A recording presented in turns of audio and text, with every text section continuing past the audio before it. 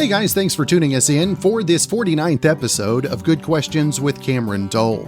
Special guests for this episode include the host of the Bleav in the SECQB podcast, Taylor McHargue, also a 4-year starter for the University of Rice, and even led them to their first conference championship since 1953. We'll also visit with actor John Hannah. We'll talk about their new series, Transplant, which airs Tuesday nights on NBC. If you would, please take the time to subscribe, drop a like, comment, leave some feedback, and share with your friends.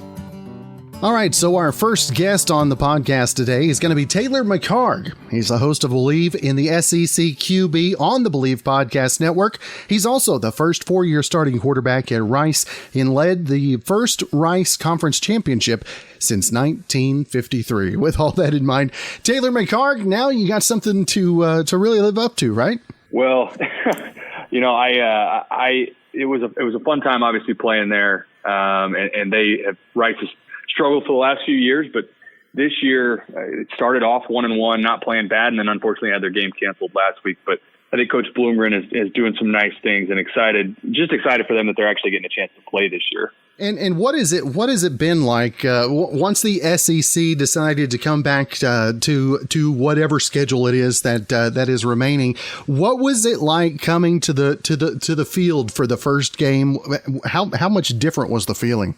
Well, it's certainly different. I mean, the biggest thing is, and this is obvious whether you're in person or watching on TV, it's just the crowds aren't there. And that's what, when you talk about the highest level of football, I actually live in Austin. I'm based in Austin. And for, even UT games, it doesn't matter the conference, these schools that we're just used to 100,000 or 80,000 people in the stands, it's different. And I think that's why you're seeing some upsets this year with teams that are going on the road and winning in environments they normally wouldn't have, because crowds just really aren't a factor this year.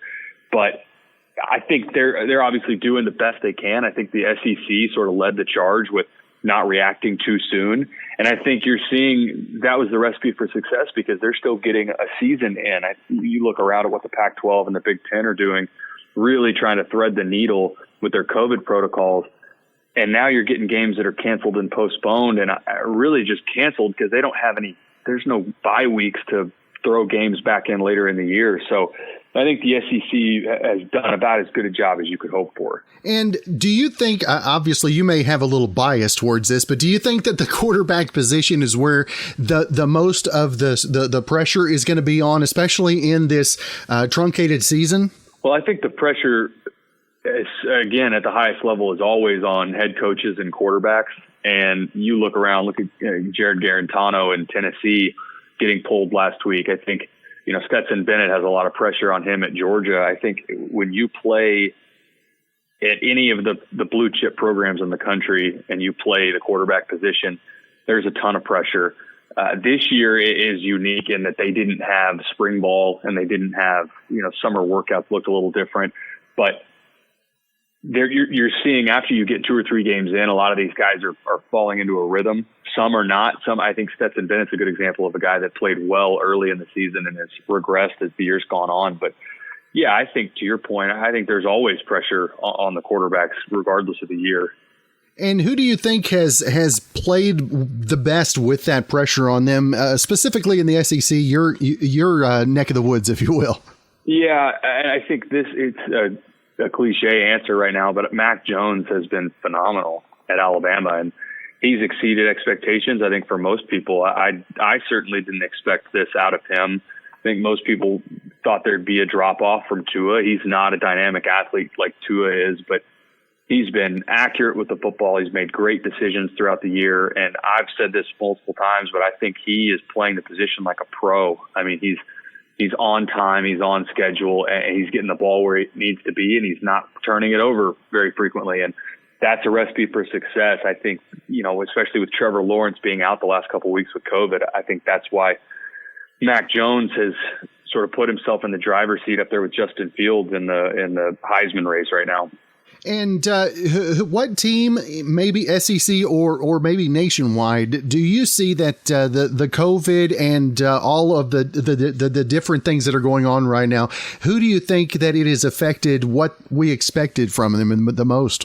I think in a negative way, I think COVID has had some sort of impact on the Longhorns at Texas. And I'm not sure exactly why, but they, for a team that, towards the end of last year, I thought in their bowl game, their win over Utah, I thought they sort of found some physicality. This year, they're missing that. And I wonder if COVID has something to do with that. Missing spring ball, camp looks a little bit different. And then around the SEC, I think Tennessee is, again, we felt like early in the year, maybe these guys are back. They closed the year out last year on a high note, but they're really struggling, and especially at the quarterback position. A lot of turnovers from Garantano. The hard part with COVID this year is you can use it as an excuse if you want, but all of these teams are dealing with the same thing. Everybody had to go through the same issues, and some are dealing with it better than others. And you got to be really mentally tough to control what you can control and take care of your business and show up every day and focus on that meeting and that practice, because you really don't know if that game that week is going to get played. It could get canceled. We've seen games canceled day of or the night before. So you really got to stay focused on just the one day at a time, one practice at a time. But all of these schools are facing these challenges right now. That's right. Now, we talked about the host of the Bleav in the SECQB on the Bleav Podcast Network. And Taylor, tell us a little bit, how did you first get involved in the podcast world? Well, I do college football analyst for a couple different platforms and call games for ESPN Plus and ESPN3, and then do radio kind of throughout the country, and was approached by Josh Booties, my co-host, played quarterback at LSU under Nick Saban, and we were just kicking around the idea. There's plenty of content around the SEC, but there's not a specific. We couldn't find really anything that had a specific focus on the quarterback position, which has the most eyeballs on it. I think that's where those are the 5-star guys that get the most, get the clicks and the eyeballs and the attention, and for good reason. And then you see at the beginning of every NFL draft, a lot of guys, your first round quarterback picks are the ones that garner the most attention. And so we felt like this would be a fun topic for us to just kick around. And we've had some really fun guests on already. I had Aaron Murray on last week with Georgia and got to visit with him about just his thoughts on Georgia and the quarterback position. And so it's one episode a week. Josh and I are both busy with other things, but we enjoy getting that, recording that, and just catching up a lot of times with guys around the country that you don't get to see that often anymore. And I think one of the things I appreciate most about this season is that with everybody having to be so isolated and aware of that, you're not seeing quite as much of the drama maybe as you did in other seasons. What's your viewpoint on that one? Well, I think you're not seeing as much of the drama. I also think just in terms of, it looks like to me and Clemson, let's assume Trevor Lawrence plays last week. I think they beat that Notre Dame team. To me, there's Ohio State, there's Alabama, and there's Clemson, and then there's everybody else. There's a pretty steep drop off. And I think that's been a problem for some of these conferences for a long time, is you want that drama. You want schools to rise up and challenge people. I mean, the entire Big 12 right now is really struggling. And I don't think there's, it'd be a miracle at this point for a Big 12 team to get into the playoff. And I don't think that's good for college football. I think college football is great when Oklahoma and Texas and Tennessee and Florida and USC and Oregon, those schools are good. You want the blue chip programs to be playing and humming at a high level. Look at Penn State right now. Look at Michigan. Those programs, Michigan looks really bad through the first part of the year. So I think when you talk about, you want that drama because that creates, it is just more fun. That creates entertainment in the sport of football. And Taylor, of course, I want to make sure not only let folks know where they can find the podcast Wednesdays and also where they can keep up with everything else you got going social media wise. Yeah, we air SECQB. It's on, we're on Spotify. We're on Apple Podcast, Amazon Podcast. It's on all the platforms. So whichever way you consume your podcast, it's out there. And then Josh is on Twitter. I'm on Twitter at TMcHargue16. That's probably the medium that I'm most active on, and I try and engage with everybody. But yeah, the podcast, for anybody out there that gives it a listen, if you enjoy it, like and review it, and we have fun with it. If there's ever any questions, let Josh and I know, and we try to bring those up on the show. But again, we're enjoying doing it, and I think there's some good guests coming up that I think people will really enjoy. All right. Well, Taylor, it has been nice to get to visit with you a first time. I'm sure we'll visit again, and hopefully have a great rest of your week. And again, thanks so much for your time, brother. Yeah, absolutely. I appreciate you having me on. Up next is actor John Hannah. You know him from many movies, 4 Weddings and a Funeral. My personal favorite was the Mummy series that he played in. Also in the new series Transplant, which airs Tuesday nights on NBC. First off, John, thank you so much for taking the time. No, pleasure. My pleasure, not a problem. My pleasure. Thanks very much. I just had a phone going off in the other room there. I was all panicked and flustered. Well, close the door, get the phone. No, wait, I've got to answer them. Pleasure to be here. Thank you. And John, we mentioned this came out September 1st here in the States, but had a good run and great feedback in Canada. And how excited are you for this now to be in the States? Yeah, no, I mean, it's great. It's such a huge audience that we can reach there. And of course, if you do any kind of show, theatre, film, TV, and you believe in it and you think there's something great about it, then what you want is people to watch it. So from my point of view, probably getting a US transmission is the biggest news that we could have had. It's fantastic. And also to be so well received, because in some ways, the show's a little contentious. It's a refugee story. It's not necessarily something that a lot of people, one might think that a lot of people might not be too interested, might feel it's a little bit niche, but it seems to be confounding those expectations, so that's great. And for you, playing the role of the head of the emergency department, Dr. Bishop, for you, John, how hard is it to keep up with all the terms, all the lingo, and how much study do you have to get preparing for the part? Yeah, a little bit. I mean, I don't have as much as some of the operational kids, when they're actually doing procedures. But it's still difficult, I mean, it's like singing a song in a foreign language. And you have to sing it like you know what you're talking about. But thankfully the kids take the strain on that one, and they're doing great. I think Laurence Leboeuf, especially given that she's French Canadian and French is her first language.